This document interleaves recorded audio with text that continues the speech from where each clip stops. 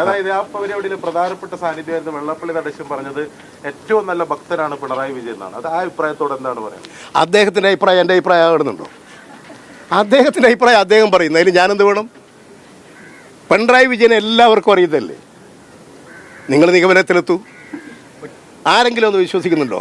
അദ്ദേഹം ഒരു അഭിപ്രായം പറയുന്നു, അത് അദ്ദേഹത്തിൻ്റെ ചിന്തക്കും അദ്ദേഹത്തിൻ്റെ ആലോചനക്കും അനുസരിച്ച് അദ്ദേഹം പറയുന്നു. അതിന് ഞാനെന്ത് വേണം?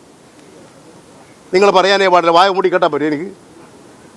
നിങ്ങളതിന് പിണറായി വിജയൻ ആരാണെന്ന് അറിയുന്നവരല്ലേ കേരള സമൂഹം. അതുകൊണ്ട് ജനങ്ങൾക്കെല്ലാം അറിയാം, പിണറായി വിജയനെയും അറിയാം, എല്ലാവരെയും അറിയാം.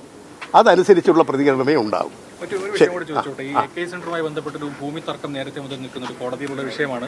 അക്കാര്യത്തിൽ ഇന്ന് പുറത്തു വന്നൊരു വാർത്ത, VSSC ശാസ്ത്രജ്ഞയായിട്ടുള്ള ഇന്ദു ഗോപൻ നൽകിയൊരു കത്ത് പുറത്തു വന്നിട്ടുണ്ട്.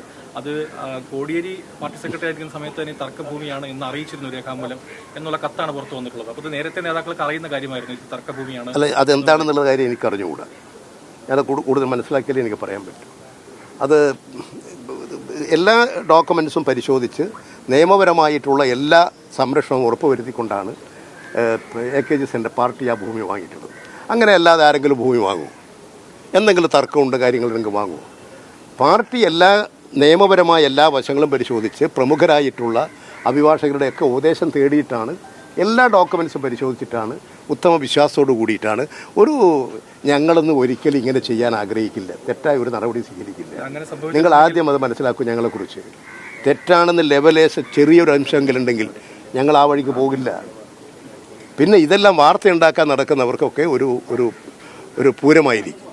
നടത്തട്ടെ. അങ്ങനെ സംഭവിച്ചിട്ടുണ്ടെങ്കിൽ സ്വാഭാവികമായിട്ടും കോടതി കയറേണ്ടതല്ലോ. അല്ല, എന്താണെന്ന് എനിക്കറിഞ്ഞുകൂടെ. നിങ്ങൾ കോടതി കയറാൻ അധികം ഇടിക്കും പോകണോ? നമ്മളൊരു പുതിയ നടത്തിയിട്ട് മറ്റന്നാൾ കോടതി പോകാൻ പോകില്ലേ? അതാ കോടതി. അതിന് പിന്നിൽ മറ്റെന്തെങ്കിലും ലക്ഷ്യമുള്ളതായിട്ടാണോ? അല്ല, എനിക്ക് അറിഞ്ഞുകൂടാ. അറിയാത്ത കാര്യം എങ്ങനെ ഞാൻ പറയും?